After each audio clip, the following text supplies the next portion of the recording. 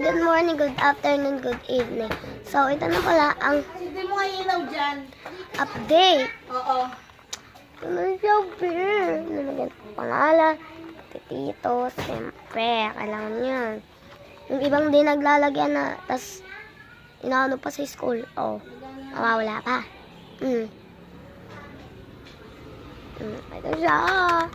Ang nabili ko ay